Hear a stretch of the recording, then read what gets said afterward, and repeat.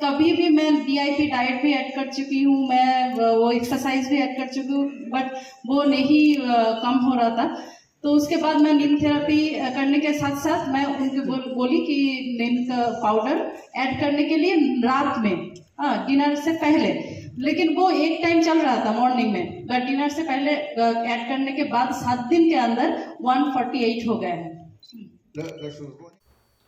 दोस्तों नमस्कार, आप देख रहे हो भारतीय बुलेटिन और मैं हूं आपके साथ संजय कुमार।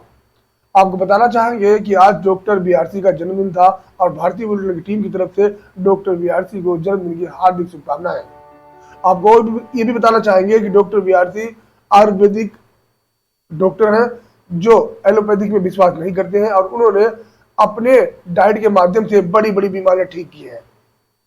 उन्होंने अपने जन्मदिन पर एक किताब लॉन्च की जिस किताब का नाम था green gold the Neem pharmacy, और उन्होंने एक बड़ा सेमिनार लॉन्च किया। उस सेमिनार के द्वारा ये बताया कि उन्होंने बड़ी बड़ी बीमारियां किस प्रकार से अपने डाइट के माध्यम से ही ठीक कर दी है। जो पेशेंट ठीक हुए हैं साक्षात वो प्रमाण के रूप में आए और उन्होंने बताया कि किस प्रकार से वो डॉक्टर BRC के जो लोकल डॉक्टर हैं उनके साथ जुड़ने के बाद ठीक हो गए हैं। किसी को बच्चा नहीं हो रहा था, उसने IVF कराया, IVF भी फेल हो गया और उसके बाद वो किसी लोकल डॉक्टर से जुड़ा और जुड़ने के बाद उन्होंने उतना इलाज कराया डॉक्टर BRC से और वो ठीक हो गए। ऐसी बड़ी बड़ी बीमारियां हैं, जैसे TB हो गई है, कैंसर हो गया है, सफेद दाग हो गया है, ऐसी बड़ी बड़ी बीमारियां ठीक की गई है। डॉक्टर BRC ने इसके साक्षात उदाहरण दिए हैं, दिखाया है, उन मरीजों ने बताया है कि किस प्रकार से वो ठीक हुए हैं। डॉक्टर BRC का मानना है कि देश 1947 तक अंग्रेजों का गुलाम था और अब एलोपैथिक यानी कि अंग्रेजी दवाई का गुलाम है। डॉक्टर BRC ने बड़ा सेमिनार लॉन्च किया और बड़े दूर दराज से पेशेंट आए हुए थे, लोकल डॉक्टर के साथ जुड़े हुए थे, जिन्होंने ये बताया कि किस प्रकार से वो ठीक हुए हैं। देखिए ये रिपोर्ट। गब्बर के रामगढ़ में स्वागत है।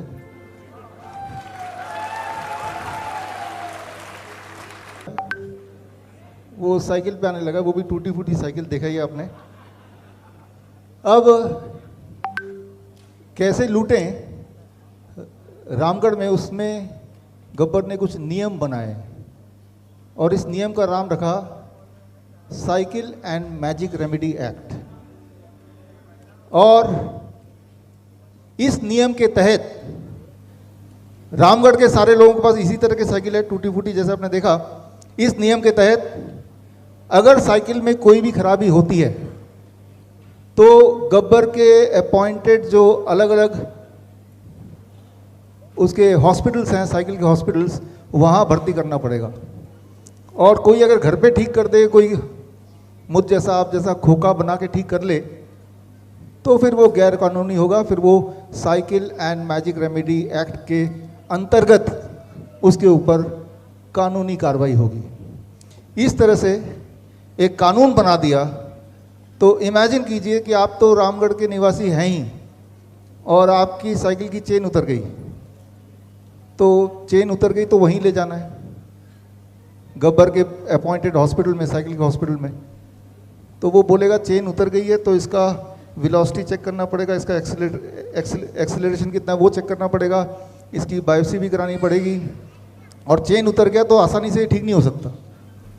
फिर अल्टीमेटली एक सोल्यूशन दिया कि ये चेन उतर गई, ये कभी ठीक नहीं हो सकता, या तो चेन को रिप्लेस कराओ, उनके प्रोटोकॉल में ये लिखा है, या फिर तब तक साइकिल यूज़ करना है। तो जहाँ से जहाँ तक जाना है, हर 1 किलोमीटर पे, हर थोड़ी थोड़ी दूर पे उनके एजेंट हैं, वो उनको बोलोगे कि मुझे वहाँ जाना है, धक्का मारेंगे, दूसरे एजेंट तक पहुँच जाएंगे साइकिल, फिर वहाँ से धक्का मारेंगे, दूसरे तक पहुँच जाएंगे। तो यानी कि आपका अब साइकिल में ट्रैवल करना निर्भर हो गया है गब्बर के बनाए हुए हॉस्पिटल्स के ऊपर, या फिर चेन रिप्लेस करो। तो इसी तरह से अगर आपका साइकिल कभी पंचर हो जाता है तो आप खुद उसको ठीक नहीं कर सकते, कोई खोखा तो है ही नहीं जहाँ ठीक होगा, गब्बर के पास ले जाना पड़ेगा, उसके हॉस्पिटल में ले जाना पड़ेगा। वो उसके पास सोल्यूशन ये है कि अच्छा पंचर हो गया, मैं हवा भर देता हूँ। हवा भरने के बाद क्योंकि छोटा मोटा छेद है, थोड़ी दिन तक तो चलेगा, धीरे धीरे हवा निकल जाएगी, और जब हवा निकलेगी तो आप क्या करेंगे? अब दोबारा से हवा भराने चले जाएंगे। जितनी बार हवा भराएंगे, अगली बार हवा भराने के लिए थोड़ा जल्दी जाना पड़ेगा, क्योंकि छेद धीरे धीरे बढ़ता जा रहा है।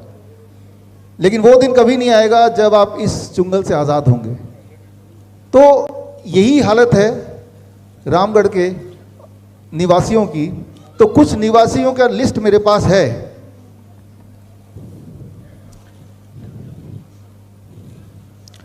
वो फाइल, अभिषेक फाइल,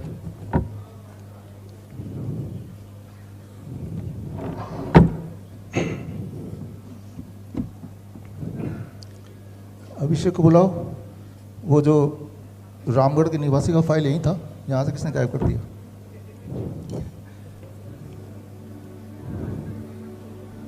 तो एक रामगढ़ के निवासी, उनका नाम है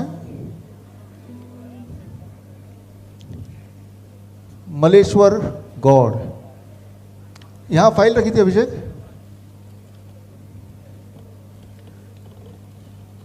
मलेश्वर गौड़ जी, और इनकी हालत भी ऐसी हो गई।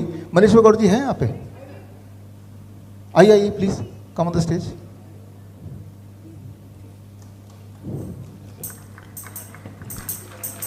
आइए, नमस्कार। नमस्कार, आप हैं मलेश्वर? मैं तो पहली बार मिल रहा हूँ, आपको पता ही चल गया होगा। तो आइए, आप भी साथ आइए। गोपीनाथ।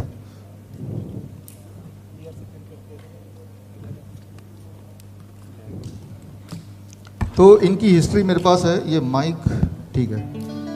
पिछले 2013 तक इनकी हालत इस पंचर की तरह थी, डायबिटीज़, हाइपरटेंशन। तो डॉक्टर ने बोला कि भाई आपको दवा लेनी पड़ेगी, जैसा कि बोलते ही हैं।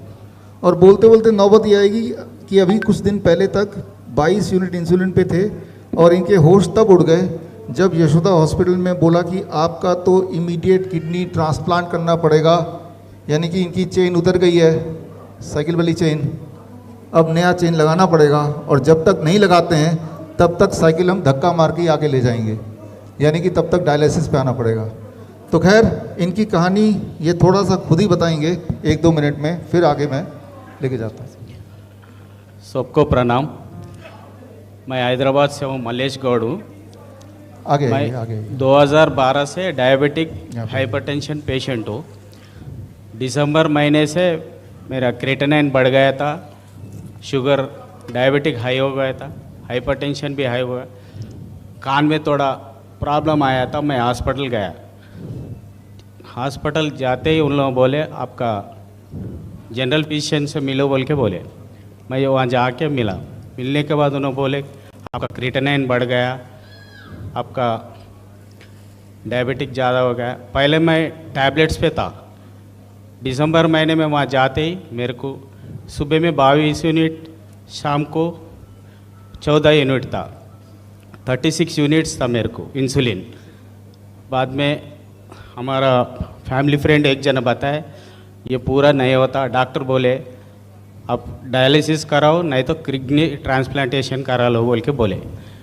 हमारा फैमिली फ्रेंड एक जना बताया ये गोपीनाथ सर BRC ट्रीटमेंट करते हैं, साहब के पास जाओ बोले। तो हमारा गुरुजी के पास आया मैं। फरवरी 19 तारीख को आया था मैं। 19 तारीख आने के बाद दिन पे दिन 1 महीने में मेरे टोटली इंसुलिन छूट गया, और डायबिटिक अभी 5 महीने से विदाउट मेडिसिन हूँ मैं, और हाइपरटेंशन मेडिसिन भी नहीं हूँ, ब्लड थिनर भी नहीं ले रहा हूँ, मल्टीविटामिन्स नहीं ले रहा हूँ, कुछ भी नहीं ले रहा हूँ। सिंपली सुबह में योगा करता हूँ, फिर ग्राउंड को जाके फिर ग्राउंड थेरेपी, सन थेरेपी करके फिर रिटर्न आने के बाद DIP डाइट करता हूँ। पहला प्लेट 1 ले लेता हूँ, बाद में अंबली ले लेता हूँ अनाज का, 2-2 दिन ले लेता हूँ एक आइटम। बाद में फिर 12 बजे हेड डाउन टिल करता हूँ, फिर शाम में 12 बजे से 12:30 तक करके मेरा दोपहर का खाना कंप्लीट कर लेता हूँ, फिर इवनिंग 5 to 6 करके 6 o'clock मेरा प्लेट 1 प्लेट 2, इवनिंग में भी मैं अनाज ही खाता हूँ, मैं अम्बली पीत लेता हूँ। 6 महीने से हूँ, पूरा डेयरी प्रोडक्ट छोड़ दिए हूँ और नॉनवेज छोड़ दिए हूँ, राइस छोड़ दिया, गेहूँ छोड़ दिया, सब बाहर का चीज़ कुछ भी नहीं खा रहा हूँ अब मैं 6 महीने से। पहले मैं 10 मिनट चलने को भी मेरे को मुश्किल होता था, मोशन फ्री नहीं होता था, यूरिन आउटपुट 700 to 900 ml ही आता था। अभी आराम से मेरे को 2.5 लीटर्स ऐसा आ रहा मेरा यूरिन आउटपुट।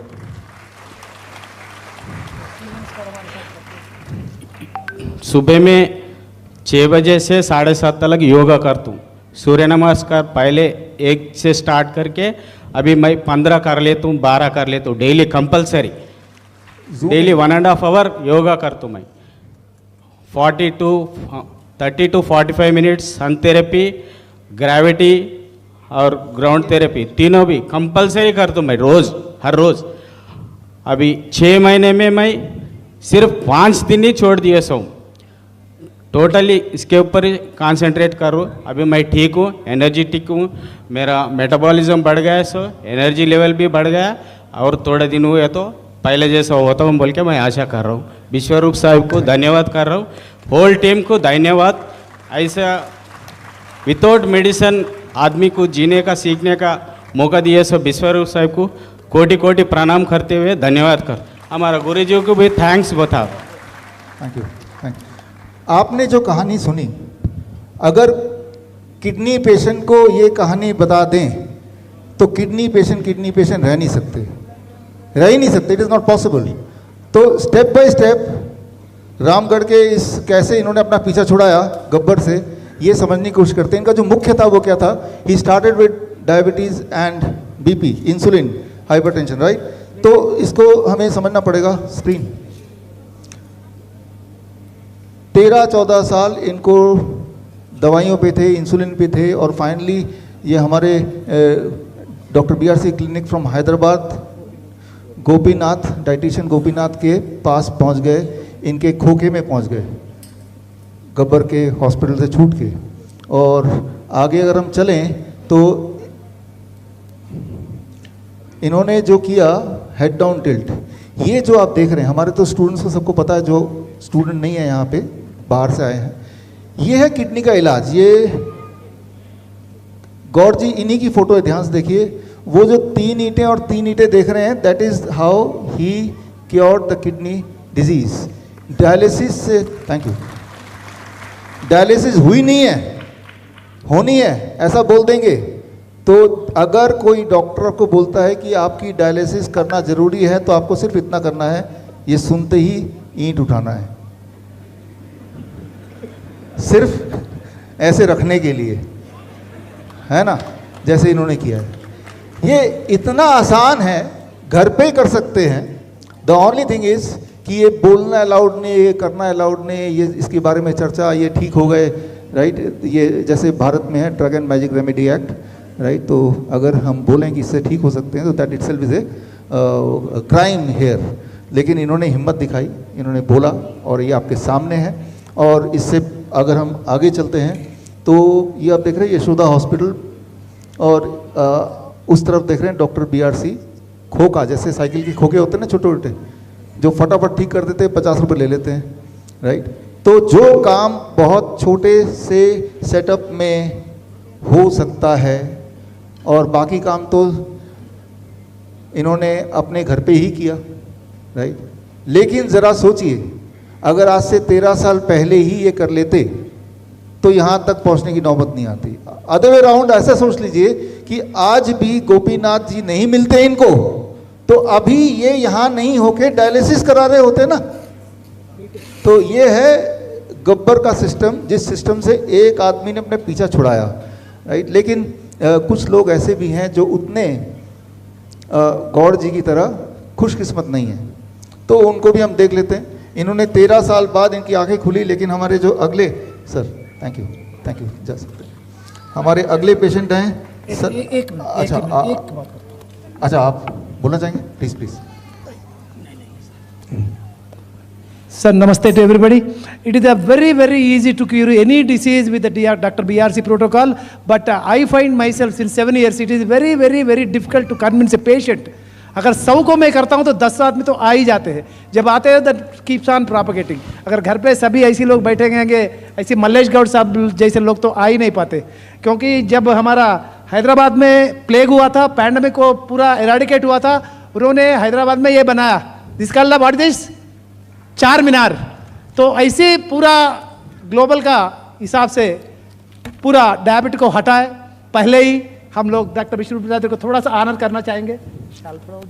ये हमारा ऑनर इस लेक्चर की बात करेंगे हम. नहीं सर, चले जाएंगे, फिर मिलेंगे नहीं. अच्छा, चलिए आइए जल्दी. Thank you.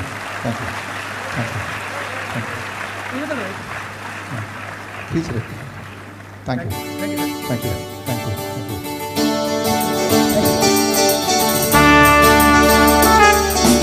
तो आपने जो सुना उसको अगर आप समझना चाहते हैं, जो किताब आपके हाथ में है हॉस्पिटल ट्रैप, उसमें वो सारी चीज़ें दी हैं जो ये पेशेंट कर रहे हैं. यहाँ के ट्रेनिंग का मकसद ये है कि जो जहाँ कहीं भी है वहीं घर में रह के अपना साइकिल ठीक कर ले. पंचर हो या चेन उतर जाए या पेडल टूट जाए, सिर फूट जाए, आंखें अंधी हो जाए, कोई भी बीमारी हो तो उसको ठीक कैसे करें, वो जो बुक आपके पास है उस बुक के अंदर दिया हुआ है. तो सबसे पहले जो मुख्य है, गौड़ जी ने आपको बताया कि उनकी तो पहले तो इंसुलिन छूट गई, उनका ब्लड प्रेशर की दवा छूट गई. कैसे छूटी, उसके लिए पेज नंबर 90 अभी देखने की ज़रूरत नहीं है, घर जाके देख सकते हैं. उसमें जो DIP डाइट दिया, इन्होंने वो DIP डाइट फॉलो किया. और एक वर्ड इन्होंने बोला था, अम्ली. अम्ली का मतलब होता है प्रोबायोटिक. 2 तरह के फूड आपको चाहिए, प्रीबायोटिक एंड प्रोबायोटिक. दोनों को जोड़ देंगे तो that is a cure. You need 2 kind of food to heal anything, prebiotic and probiotic.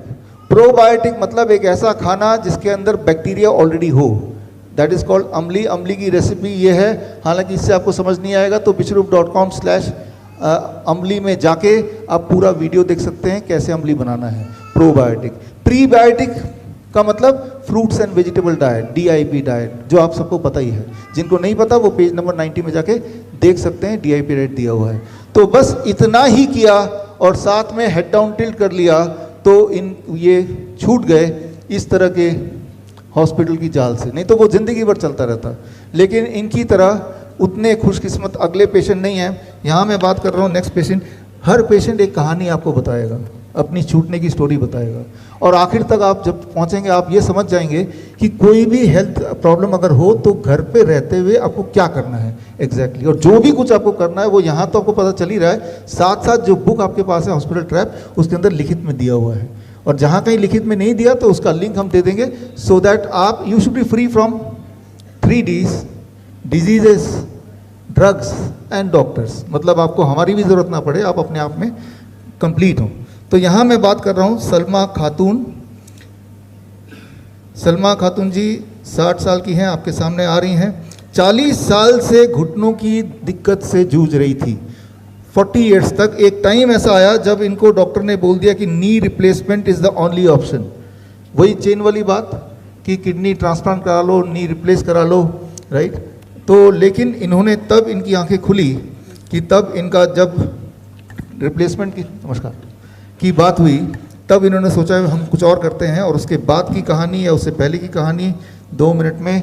Salma जी आप आए हैं सीवान बिहार से, है ना, और आपके साथ हैं हमारे expert dietitian Mushtaq Ahmed. Yes. तो इनकी ज़िंदगी तब बदली जब हमारे डॉक्टर BRC क्लिनिक में हमारी सलमा खातून जी पहुंची. तो थोड़ा सा आप अपने बारे में बताइए, जो भी आपकी हिस्ट्री है. नमस्ते. हमारे घुटने में 40 साल से घुटने के दर्द था, बहुत दर्द से परेशान थे. मगर हमारे इलाज कलकत्ता में 1 साल पहले हुआ, घुटने में सुई पड़ा, उसके बाद हमारा चलना फिरना सब मुश्किल हो गया. बहुत ही तकलीफ़ में थे हम. उसके बाद हमारे साथ ये मुश्ताक साहब हैं, इन मिले, इनके इलाज से हम धीरे धीरे ठीक होने लगे. और मेरा खान पान सब बदल गया और हम अभी बहुत अच्छे हैं। हम चल नहीं सकते थे, 2 कदम 2 आदमी पकड़ के हमको बाथरूम ले जाते थे। यहाँ फोकस करना, ऑडियंस पे नहीं करना है। हम चल नहीं पाते थे, बाथरूम में हमको 2 आदमी पकड़ के ले जाते थे, हमसे चला नहीं जाता था 2 कदम। बहुत परेशान थे दर्द से, रात रात भर हम जगे रहते थे, दर्द से रोते रहते थे और अपने पैर के अपने ही से मालिश करते थे। बहुत हम परेशान थे। यही मेरा ये है। उसके बाद ये मुश्ताक साहब मिले, इनके ज़रिए सारा कुछ मेरा हुआ, बहुत हमको रिलीफ मिला। आज तक हम चल के आए हैं स्टेशन से और चल रहे हैं। Thank you. इसको आप ठीक करो यार। जिमी कैमरा जी, आप समझ नहीं रहे हमें क्या चाहिए? स्क्रीन चाहिए, अभी स्क्रीन पे ले आओ ना।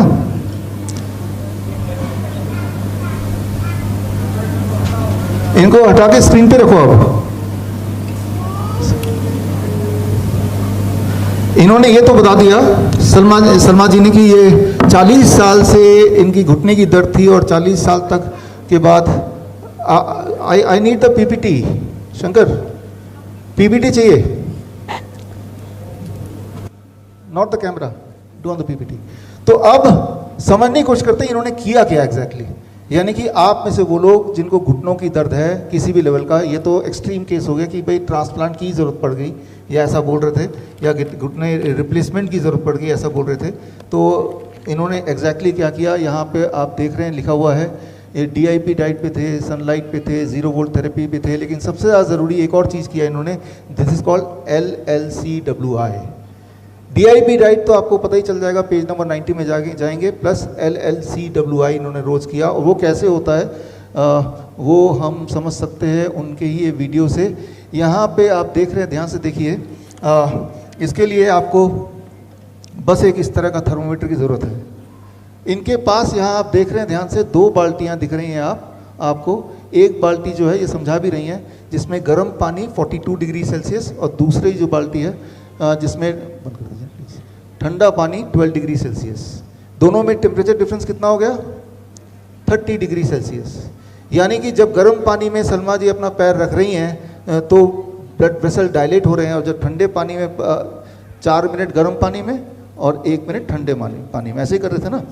तो जब 1 मिनट के लिए ठंडे पानी में लग रहे हैं तो ब्लड वेसल कंस्ट्रिक्ट हो रहा है, एक्सपैंड, डायलेट एंड कंस्ट्रिक्ट। जब ये एक्शन होगा तो जब ब्लड सर्कुलेशन रीस्टार्ट हो जाएगा तो ये जो पैर के एरिया, चाहे वो घुटना ही क्यों ना हो, वो धीरे धीरे ठीक होने लगेगा। तो इतना सिंपल सा आंसर, इतना सिंपल, सामने ये है। लेकिन ऐसा ना बता के इसकी जगह पे डॉक्टर ने क्या बोल दिया कि आपको जाना पड़ेगा, आपको नी रिप्लेसमेंट करना पड़ेगा, और 40 साल से।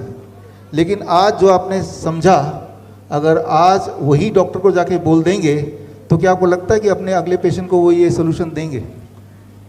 लगता है कि नहीं लगता है? बिल्कुल नहीं, राइट। क्योंकि यहाँ पे वही है, गब्बर का राज चल रहा है अलग ढंग से। तो एक एक करके समझते हैं कि कैसे कुछ रामगढ़ के निवासियों ने गब्बर के चुंगल से अपने आप को बाहर निकाला। तो यहाँ पे एक इंटरेस्टिंग पेशेंट की बात करेंगे। थैंक यू, जा सकते हैं। थैंक यू, जा सकते हैं। मेरे पास जो पेशेंट आते हैं किसी भी बीमारी के लिए, अभी भी आप देखेंगे, थैंक यू सर, अभी भी आप देखेंगे कि हर पेशेंट की जो भी बीमारी हो, साथ में एक बीमारी लेके आते हैं कि डायबिटीज़। ये तो कॉमन हो ही गया, हर तीसरे पेशेंट या हर तीसरे इंसान डायबिटीज़ की गोली पे तो है ही है। बस देरी है डॉक्टर के पास जाने की, गोली तो शुरू हो ही जाती है। तो ऐसे एक पेशेंट के बारे में बता रहा हूँ। ये पेशेंट से क्यों मिला रहा हूँ? क्योंकि हर पेशेंट एक कहानी आपको बताएगा, एक नया टेक्निक सिखाएगा, और वो सारी टेक्निक जब जोड़ लेंगे तो एक ब्रह्मास्त्र बन जाएगा, एक ऐसा अस्त्र जिससे आपको हर तरह की प्रॉब्लम में क्या करना है एग्जैक्टली और क्या नहीं करना है वो पता चल जाएगा। तो जितने भी पेशेंट्स यहाँ पे आएंगे उन सबके जो टेस्टिमोनियल्स हैं, राइट, वो यहाँ पे हैं, और उनके जो रिपोर्ट्स हैं, वो रिपोर्ट्स आपको bishrup.com/23 जुलाई रिपोर्ट्स में जाके आप अभी भी जब चाहे देख सकते हैं, जिससे ये वेरीफाई हो रहा है कि वाकई में वो किडनी पेशेंट थे भी कि नहीं थे, वाकई में वो डायबिटीज़ पेशेंट थे भी कि नहीं थे, वाकई में उनके घुटने की वो दिक्कत 40 साल से थी या नहीं थी, और क्या अभी भी है या नहीं है। तो जिनको थोड़ा भी शक हो या वैसे भी आउट ऑफ क्यूरियोसिटी देखना है, तो इसमें जाके आप देख सकते हैं। जितने भी पेशेंट यहाँ पे आएंगे वो एक नई कहानी लेके आएंगे, एक नया टेक्निक लेके आएंगे, और वो टेक्निक से आप उस तरह की दिक्कतों को दूर कर सकते हैं, उसको रीवेरीफाई करने के लिए ये रिपोर्ट सामने है। तो यहाँ पे मैं बात कर रहा हूँ संजय बब्बर हैं यहाँ पे sir, please come on the stage.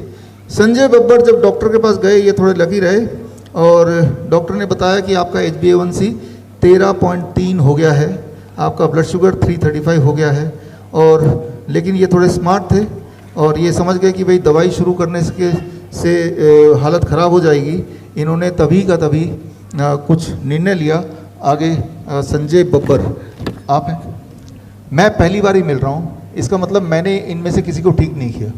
ये इन लोगों को, संजय बब्बर जी को जिन्होंने ठीक किया, उनका नाम है भुवनेश मथुरिया, राइट। भुवनेश जी अपना आप सर कहाँ पे? जयपुर में doctor BRC clinic at the rate home चलाते हैं, और एक सिंपल टेक्निक इन्होंने बताया। और पहले तो आप थोड़ा सा बताएंगे अपने बारे में हल्का फुल्का। मैं एकदम वेट कम हो गया, मेरा वेट कम हो गया, मेरे को कमज़ोरी हो गई, मेरे बाल झड़ने शुरू हो गए। मुझे पता नहीं था, मैंने नॉर्मली अपना टेस्ट कराया जिसमें मेरा ब्लड शुगर जो आया वो 335 एवरेज आया, और HbA1c आया 13.7, जिससे मैं बहुत परेशान हो गया। एलोपैथिक में खाना नहीं चाहता था, और मुझे मेरी वाइफ ने बताया कि ऐसे डॉक्टर मथुरिया, उनसे आप कांटेक्ट करो। तो मैंने डॉक्टर साहब से कांटेक्ट किया, जिन्होंने मुझे DIP ट्रीटमेंट, और मेरे यूरिन में भी प्रोटीन ज़्यादा था, और इसके बाद इन्होंने मुझे बताया कि आप पहले एक टेस्ट कराओ, फास्टिंग सीरम इंसुलिन। वो मैंने कराया तो मेरा इंसुलिन भी हाई आया था, और वो हाई आने की वजह से मेरे की शुगर ज़्यादा हो रही थी, जिसकी वजह से मेरे को, इसलिए मेरे को फिर डॉक्टर साहब ने जो ट्रीटमेंट बताया, मैंने उस हिसाब से ट्रीटमेंट किया। मुझे DIP ट्रीटमेंट बताया, अर्थिंग बताई, सन बात बताया, योगा, ये सब चीज़ें बताई, वो मैंने किया। मैंने 3 महीने का डॉक्टर साहब ने कहा था मुझे टाइम लगेगा आने में नॉर्मल, लेकिन मेरे अंदर जल्दी थी। मैंने दो से ढाई महीने के अंदर मैंने दोबारा टेस्ट करा लिया अपना HbA1c, जो कि 6.2 आया, और मेरा एवरेज 84 आया फास्टिंग। Thank you. तो यहाँ पे आपने संजय जी का, अब अच्छा PPT, अब PPT पे रखो और कुछ मत करो, कीप इट ऑन PPT। इन्होंने जो किया वो मैं आपको थोड़ा समझाना चाहता हूँ, बिकॉज अभी का मकसद ही है कि घर जाने के बाद आपको ना तो किसी और डॉक्टर के पास जाना पड़े, और ना ही भुवनेश मथुरिया जी के पास जाना पड़े, ना ही मेरे पास आना पड़े। तो एग्जैक्टली इन्होंने क्या किया, आप देखते जाएंगे कि वो DIP diet is a common thing, अम्ली इज़ अ कॉमन थिंग, वो तो पता चल ही गया, लेकिन इन्होंने जो एक चीज़ एक्स्ट्रा की उस पर हम बात करेंगे। और उसका अगर मैं देखूँ फोटो, ये रहा, आप देख रहे हैं, this known as lower leg hot water immersion. इन्होंने सिर्फ इतना किया, आधे घंटे रोज गर्म पानी जो कि 42 डिग्री सेल्सियस वाले पानी में पैर रखा, राइट, जिससे क्या होता है, ब्लड वेसल डायलेट होता है, जिससे एक सबसे इंपॉर्टेंट बात होती है, आपके अंदर कुछ मिनट के लिए आर्टिफिशियल फीवर क्रिएट होता है। You create an artificial fever in your body, right. एक बात आपको याद रखना है, जो सबसे इंपॉर्टेंट बात है मे बी आज के इसका, अगर किसी कैंसर पेशेंट को फीवर आ जाए तो कैंसर ठीक होने लगता है। सबसे इंपॉर्टेंट बात, अगर हम अपने बॉडी को फीवर दिला पाएँ तो बहुत सारी बीमारियां बॉडी से जाने लगती हैं। तो इन्होंने अनजाने में रोज फीवर दिलाया। जब फीवर आता है तो हमारी इम्यूनिटी बढ़ने लगती है, जब फीवर आता है हमारे मेटाबॉलिज्म रेट बढ़ने लगता है, जब फीवर आता है तो हमारे बॉडी के अंदर जो एक्सेस फैट है वो जाने लगता है। फीवर जब आता है तो हमारा ब्लड सर्कुलेशन बढ़ने लगता है। फीवर जब आता है तो इस तरह के पॉजिटिव चेंज होते हैं जिससे इंसान ठीक होने लगता है। तो इन्होंने, fever is not our enemy, इन्होंने रोज़ lower leg hot water immersion भी किया है, जिसकी वजह से इनका जो स्पीड ऑफ रिकवरी है, जैसे इन्होंने बताया 3 महीने की जगह 2 महीने के बाद ही HbA1c टेस्ट करा लिया, हालांकि 3 महीने या 4 महीने बाद कराना चाहिए, और उसमें भी इन्होंने रिजल्ट देख लिया। राइट। तो इससे आप समझ सकते हैं कि हाउ पावरफुल इट इज़। लेकिन इम्पॉर्टेंट बात ये कि ये सारा कुछ तो आप घर पे कर सकते हैं।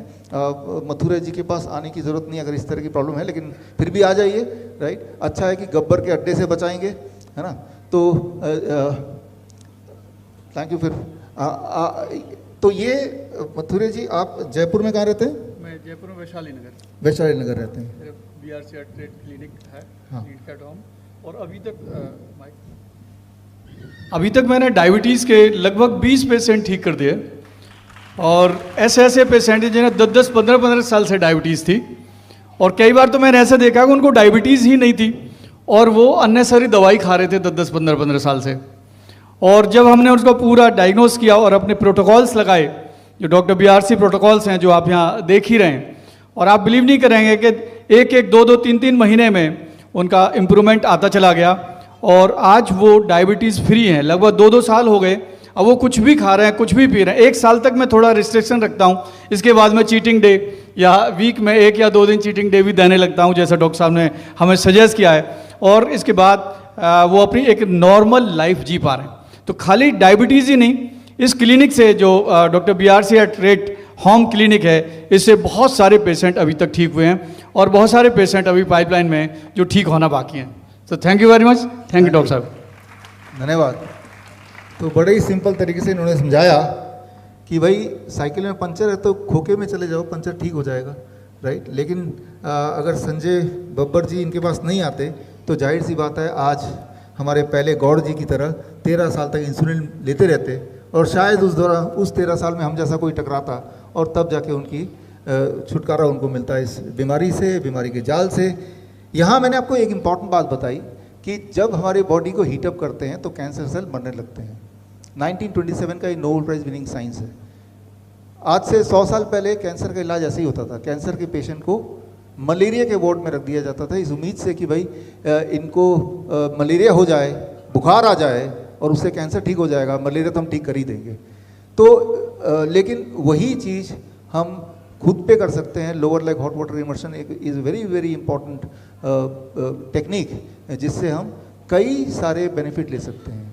कभी अगर कोई भी वायरल बैक्टीरियल इन्फेक्शन होता है और तब अगर lower leg hot water immersion कर लेते हैं, जैसे कि हमारे इस पेशेंट ने किया, तो पैरासीटामोल से भी तेज़ी से आपका फीवर उतर जाएगा, आपका वायरल इन्फेक्शन चला जाएगा, और आप में से कई लोगों ने करके देखा भी होगा। तो दिखने में जो सिंपल होता है, ज़रूर नहीं कि सिंपल है तो पावरफुल नहीं होगा, वो पावरफुल भी हो सकता है। तो यहाँ मैं कैंसर की बात कर रहा था, तो कैंसर जो एक बहुत भयंकर बीमारी के रूप में हम जानते हैं, और अभी का सच ये है कि कैंसर इस तेज़ी से बढ़ता हुआ दिख रहा है जैसे कभी खांसी जुकाम बढ़ता हुआ होता हुआ दिखता है। हर घर में आज कैंसर है। तो cancer is an important disease, तो उसी पे बात करते हैं और देखते हैं कि हमारे जो कैंसर पेशेंट, मैं यहाँ बात करता हूँ अर्चना कुमारी। अर्चना कुमारी जी का आप देख रहे हैं स्क्रीन पे, और अपने बारे में थोड़ा बताएंगी। आइए प्लीज़। झारखंड से आई हैं, रांची से आई हैं, 24 साल की हैं। इनकी स्टोरी बहुत ही इम्पॉर्टेंट है, बहुत इमोशनल स्टोरी भी है, तो ध्यान से सुनिएगा, आपके काम आएगा। हेलो सबको, राधे राधे। मेरा नाम अर्चना कुमारी, मैं झारखंड से आई हूँ। मेरा शादी का 2 साल हो गया था और प्रेगनेंसी कंसीव कर रही थी, बट 3 महीना होते ही मिसकैरेज हो जाता था। फिर 2 महीना से मुझे 2 साल तक प्रेगनेंसी कंसीव नहीं हो रहा था। फिर मैं पूरा टेंशन में हो गई और पूरा टेस्ट करवाई, तो बायोप्सी भी करवाई, तो उसमें पता चला कि यूट्रस कैंसर है। फिर रांची का जितना डॉक्टर है सबसे दिखवा लिए, बोले ये यूट्रस को तुमको निकलवाना पड़ेगा। फिर भेल्लोर तक गई, वहाँ का भी डॉक्टर बोले कि यूट्रस निकलवाना पड़ेगा। फिर उसके बाद एक शख्स से हमको बात हुआ, उनका नाम था कपिल सर। वो बोले कि आप आसनसोल में जाइए, एआरपाल नाम के डॉक्टर से बात कीजिए, वो अच्छा दवा देते हैं, आपको ठीक हो जाएगा। फिर उसके बाद हम लोग वहाँ गए एआरपाल सर के पास, फिर हमें डाइट दिए, तो उसमें डाइट में हम लोग जैसा जैसा बोले वैसा हम फॉलो करते रहे। सुबह में खाली पेट चलते थे आधा घंटा, उसके बाद फिर हल्दी, अदरक, तुलसी पत्ता ये सबको चबा के खाते थे। उसके बाद फिर काढ़ा पीते थे। काढ़ा में 7 दिन पीते थे अमरूद का पत्ता, 7 दिन पीते थे ये पीपल का पत्ता, और 7 दिन पान का पत्ता, और 7 दिन ये पपीता का पत्ता, ये सब पीते थे। उसके बाद फिर हल्दी, अदरक, पालक, धनिया का जूस बना के पीते थे, उसमें आंवला भी ऐड करते थे। फिर ग्रीन जूस, फिर फ्रूट, अम्बाली, ये सब खाते थे। जैसा जैसा बोले हमें डाइट फॉलो किए। डॉक्टर के पास गए थे 3 दिसंबर को 2024, और हमें प्रेगनेंसी कंसीव हो गया ये 24 फरवरी 2025 में। 2 महीना में ही मेरा प्रेगनेंसी कंसीव हो गया, और मुझे माँ बनने का कोई उम्मीद ही नहीं था। अभी मेरा बेबी 5 मंथ का हो गया और किक भी करता है, और जितना बोलते हैं राधे राधे और करता है। आप सभी को thank you. Actually squamous cell carcinoma जो कॉमन कार्सिनोमा होता है यूटेरस का जो सर्विक्स है वहाँ पे कार्सिनोमा होता है, बहुत कॉमन फिनोमेना है। और human papilloma virus HPV virus is the main reason of this cancer.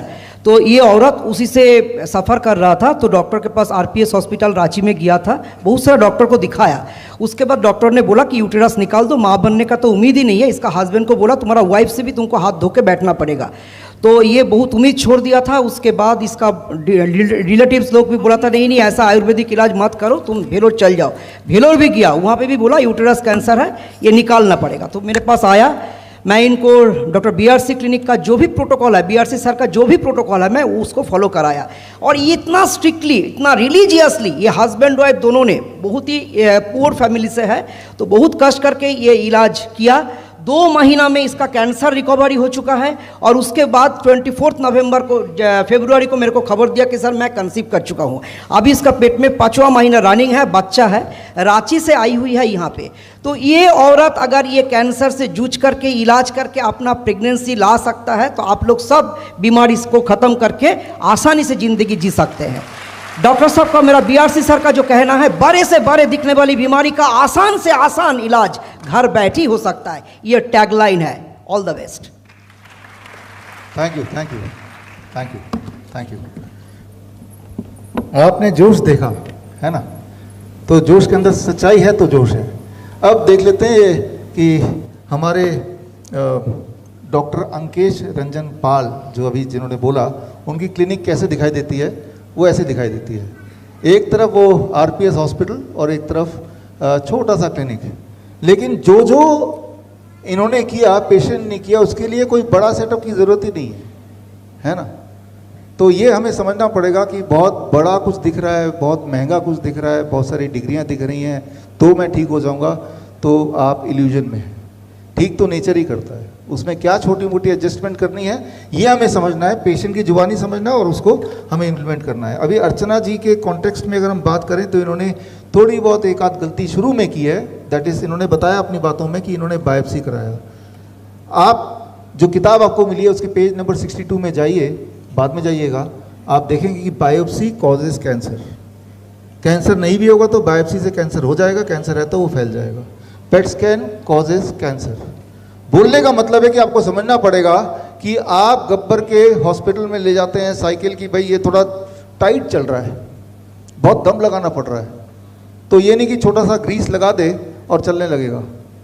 वो गब्बर का हॉस्पिटल बोलेगा इसका तो टुकड़ा काटेंगे हम और उसका बायोप्सी करेंगे, राइट। अब टुकड़ा काटेंगे, टुकड़ा तोड़ेंगे, उसको छेद करेंगे, तो आप फर्दर साइकिल के पुर्जों को डैमेज ही कर रहे हैं।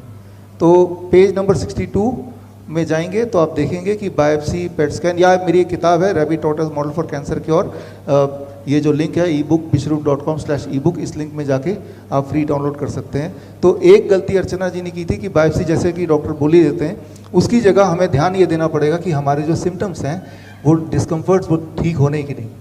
तो कैंसर के मुख्य सिम्टम क्या है ये आपको याद रखना हमेशा।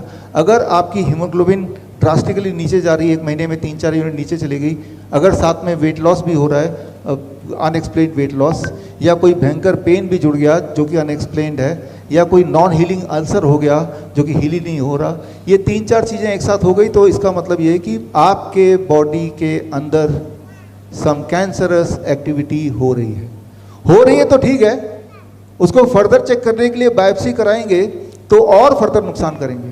हमें ध्यान इस पे देना चाहिए, क्या करें कि हीमोग्लोबिन बढ़ जाए, क्या करें कि हमारा वेट बढ़ जाए, क्या करें कि हमारा पेन घट जाए, इतना ध्यान देना पड़ेगा। तो इन्होंने एक इंपॉर्टेंट बात बोली, आपने गौर किया कि नहीं, इसलिए मैं एम्फेसिस कर रहा हूँ।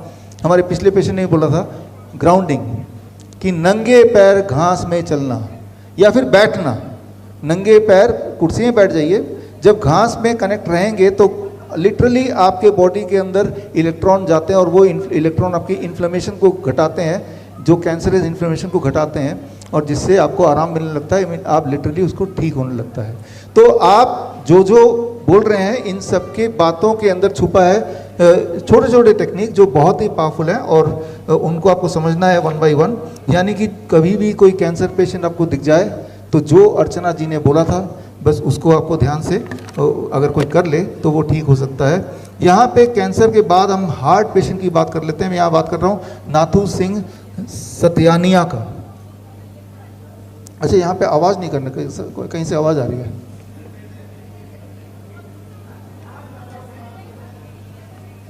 आवाज़ मत कीजिए प्लीज़।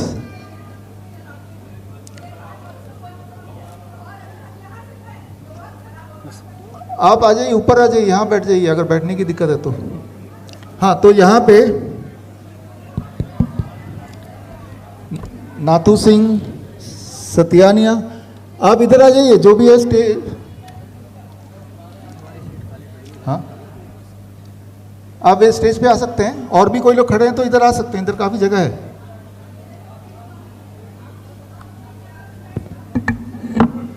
हमारी पेशेंट हैं नाथू सिंह सतानिया, और ये उत्तर प्रदेश मेरठ से आए हैं, बागपत से आए हैं।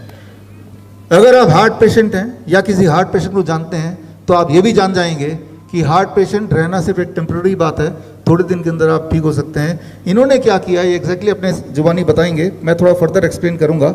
और एक खास टेक्निक इन्होंने किया, वो खास टेक्निक आज करके भी दिखाएंगे। मैं पूछूंगा पहले तो थोड़ा अपने बारे में बताइए, फिर वो खास टेक्निक जो कि मेरे कुछ स्टूडेंट को भी नहीं पता होगा इन्होंने किया, वो बताते हैं। आप सबको मेरा प्यार भरा नमस्कार। थोड़ा पास। हेलो, आप सबको मेरा प्यार भरा नमस्कार। मैं आपको बताना चाहता हूं कि मैं पिछले 20 साल पहले हार्ट की मेरे को प्रॉब्लम हुई थी, और मेरठ के अंदर ममतेज गुप्ता कार्डियक डॉक्टर है, उन्होंने मेरा एंजियोग्राफी किया था। उसके बाद मैं परमानेंट दवाई लेता रहा। अब जब मैं बागपत में डॉक्टर साहब से मिला तो इन्होंने हमको उपाय बताया, और उस उपाय में सबसे पहले हमने अपने आप को होट इमर्जन से कंट्रोल किया, और उसके बाद में जो है ना 5 पेड़ों के पत्ते शुरू किए। अब उन सब करने से सारी दवाई छूट गई। अब मेरे को ऐसा लगता है जैसे मैं 18 साल की उम्र में बहादुर था और भाग दौड़ कर सकता था, आज भी मैं उसी स्थिति में आ गया हूँ। अब मेरे को कोई परेशानी नहीं है, बिल्कुल कोई दिक्कत नहीं है, कहीं भी जा सकता हूँ, कहीं भी अपने आप गाड़ी चला के कहीं भी भाग सकता हूँ। मैं बिल्कुल बीमारी से रहित हो गया हूँ। धन्यवाद आप डॉक्टर साहब का, बहुत बहुत धन्यवाद। आप कुछ ऐड करना चाहेंगे? हाँ सर, मैं करना चाहूँगा। प्रणाम सभी को। सबसे जो पहला चीज़ है अंकल के केस में कि डिसीजन हमें लेना है कि नेचुरोपैथ में जाना है या एलोपैथ में जाना है, गब्बर के हड्डे पे जाना है या खोखे में जाना है। जिसने ये डिसीजन ले पाया वो आधे से ज़्यादा तो वहीं ठीक हो गया, इस एक डिसीजन से कि आपको एलोपैथ जाना है या ये नेचुरोपैथ से या आर्ट चिकित्सा से कोई भी इलाज कराना है। तो मेरा तो यही है कि सबसे पहले ये फैसला और ये अवेयरनेस फैलाई जाए कि नेचुरोपैथ कितना काम कर सकता है, जैसे सर बताते ही, और ज़्यादा समय नहीं लूँगा मैं। सर धन्यवाद सर, बाकी आप सब बताइए। Thank you. थोड़ा सा इन्होंने अपना जो सीक्रेट है वो बताया नहीं, तो मैं थोड़ा सा बता देता हूँ। यहाँ पे दिखा देता हूँ आपको। देखिए, यहाँ पे आपको समझना पड़ेगा कि पहले इनके साथ बिफोर बीमारी क्या थी, कौन से हॉस्पिटल में गए, कौन कौन सी दवाइयाँ ले रहे थे, और उसके बाद किससे मिले। हमारे डॉक्टर BRC क्लिनिक @ होम में डाइटिशियन दीपक कुमार आपके सामने खड़े हैं, इनसे मिले, और मिलके इन्होंने डाइटिशियन दीपक कुमार ने जो कराया नाथू जी को, वो यहाँ लिखा हुआ है। इनमें ज़्यादातर चीज़ें आपको समझ आ गई होंगी, लेकिन एक चीज़ DIP डाइट 90% किया, सनलाइट धूप में जाना शुरू कर दिया, घास में चलना 0 वोल्ट, आगे मैं डिटेल में बताऊंगा। एक इंटरेस्टिंग थिंग यहाँ लिखी हुई है, हमिंग थेरेपी। हमिंग सर करके दिखा सकते हैं अभी? हाँ, थोड़ा सा दिखाइए। ये इंपॉर्टेंट है हार्ट और लंग के पेशेंट के लिए, अस्थमा के पेशेंट के लिए। पहले आप थोड़ा करके दिखाइए, फिर मैं बताऊँ।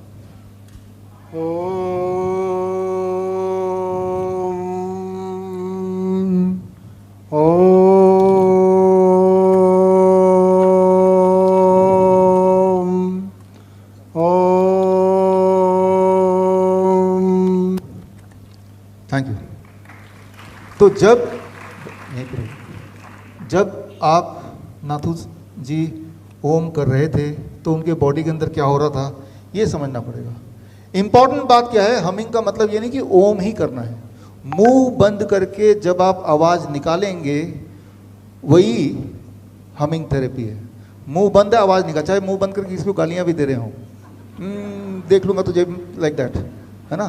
तो जब हम मुंह बंद करते हैं और जब हम हमिंग करते हैं तो नाइट्रिक ऑक्साइड जो कि क्लिनजिंग एजेंट है हमारे साइनस में रहता है, उसका प्रोडक्शन बढ़ता है, उसका डिस्ट्रीब्यूशन बढ़ता है, जिसमें लंग एंड हार्ट का कोऑर्डिनेशन बढ़ता है। इनका जो इतिहास है अगर हम देखें यहाँ पे, इनका पल्स रेट 40 से नीचे ड्रॉप हो गया था, 30 से नीचे चले जाता तो डॉक्टर बोलते कि पेस मेकर लगाना पड़ेगा, है ना, तभी जाके पेस आएगा। जब आप हमिंग करेंगे तो आपने पेस मेकर लगा दिया, ये समझना पड़ेगा। Humming is equal to pacemaker. अगर कोई भी पेशेंट ऐसा है जो इनहेलर पे है और अगर वो 20 से 30 मिनट रोज हमिंग कर ले, in addition to DIP diet and अम्ली जो भी आपने अभी सुना और देखा, तो 1 महीने से 3 महीने के अंदर चांसेस आर कि उसका इनहेलर छूट जाता है, छूट सकता है, हमारे पेशेंट का छूट सकता है, छूटता है, और आप देखेंगे भी। तो ये जब आप हमिंग करते हैं तो आपके ब्लड प्रेशर, आपका हार्ट का रिदम, आपके लंग की क्लीनिंग, ये सारी चीज़ें साइमल्टेनियसली होने लगती हैं। तो इन्होंने रोज़ हमिंग भी किया, हमिंग में तो इन्होंने ओम किया, आपकी मर्जी मुंह बंद करके कोई भी गाना भी गुनगुना सकते हैं कभी भी कहीं भी, 30 मिनट्स। तो आप ऐड करते जाइए, हर पेशेंट के साथ एक नई कहानी, एक नई बीमारी और एक नया टेक्निक, राइट। और इंटरेस्टिंग बात यह है कि ये सारी चीज़ें करने के लिए कोई बहुत बड़े हॉस्पिटल में या किसी ऐसे शोरूम में जाने की ज़रूरत नहीं, सारी चीज़ें घर पे ही हो सकती हैं, यानी कि घर पे ही हो सकती हैं। तो हम चलते हैं अगले पेशेंट की तरफ। Thank you sir, thank you, thank you.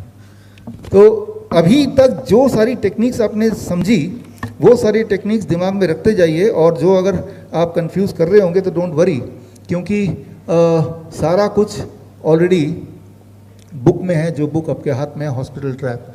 इरादा हमारा यही है कि सारा कुछ सीखें। अभी ये लाइव चल रहा है, राइट, दिस इज़ लाइव, और जो लोग लाइव मुझे देख रहे हैं उनका भी स्वागत है। और यानी लाइव का मतलब ये कि ये सारी रिकॉर्डिंग आपको मिल जाएगा हमारे यूट्यूब या फेसबुक में। यूट्यूब में नहीं मिलेगा, वो तो उड़ा देंगे इस वाले लेक्चर को, जैसा वो करते आए हैं, फेसबुक में शायद मिल जाए, है ना। तो ऐसी सेटिंग होती है कि कोई भी ऐसी बात जो जिससे कोई बिज़नेस को लॉस हो, ख़ास तौर पे हेल्थ के बिज़नेस को लॉस हो, राइट, तो उस वाले बात को लोगों तक ना पहुंचाए, ऐसा इंतज़ाम आज भी है। तो यानी कि एक तरह से हम गब्बर के बनाए हुए नियम, drug and magic remedy act, जो कि अंग्रेज़ों ने बना के छोड़ा था, उसी एक्ट के तहत आज भी आप और मैं जी रहे हैं। तो खैर, यहाँ मैं बात कर रहा हूँ अपना अगले पेशेंट की, बोन कैंसर के पेशेंट के, रोहिता साहू हैं। रोहिता जी प्लीज़ कम। रोहिता साहू हमारे बीच आ गए हैं और इन्होंने भी कुछ गलतियाँ की थी। Thank you, thank you. आइए, इन्होंने, नमस्ते, 13 कीमोथेरेपी, 31 रेडिएशन, ये सब कर चुके थे आप?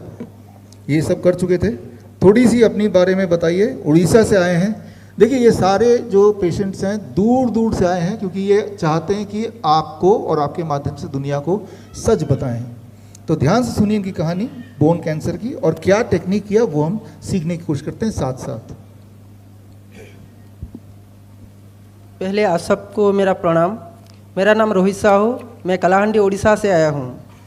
मुझे बोन कैंसर हुआ था 2020 में। पहले मेरा आँख बहुत छोटा हुआ था और स्वेलिंग ज़्यादा हो गया था, तो मैं पहले आई डॉक्टर को दिखाया, बहुत सारे आई डॉक्टर को दिखाया। वो लोग बोले कि तुमको इन्फेक्शन हुआ है, आई ड्रॉप पकाने की वजह से तुम ठीक हो जाओगे। मैं बहुत सारे आई ड्रॉप भी पकाया और उसका कोई असर नहीं हुआ। तो मैं विशाखापट्टनम गए और MRI टेस्ट की। MRI टेस्ट करने के बाद डॉक्टर ने बोला कि तुमको फंगल इन्फेक्शन या कैंसर हुआ, तुम एक बार ENT डॉक्टर को दिखाना।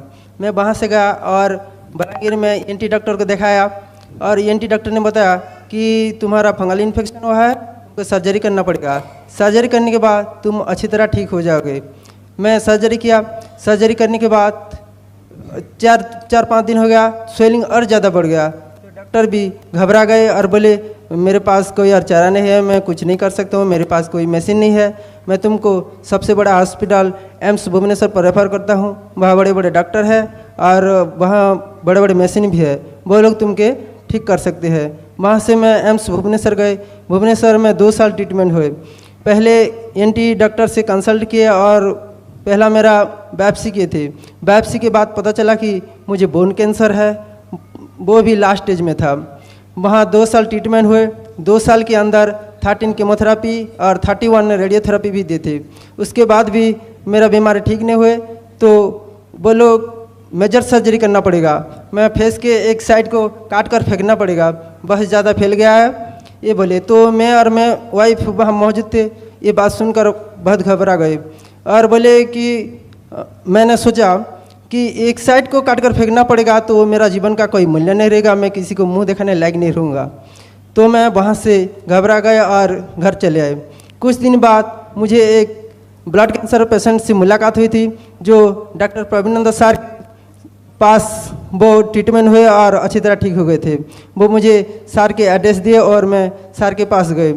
सर ने मुझे 1 महीने उसके पास रख कर ट्रीटमेंट किए और स्वेलिंग कम होने लगा तो मुझे डिस्चार्ज किए।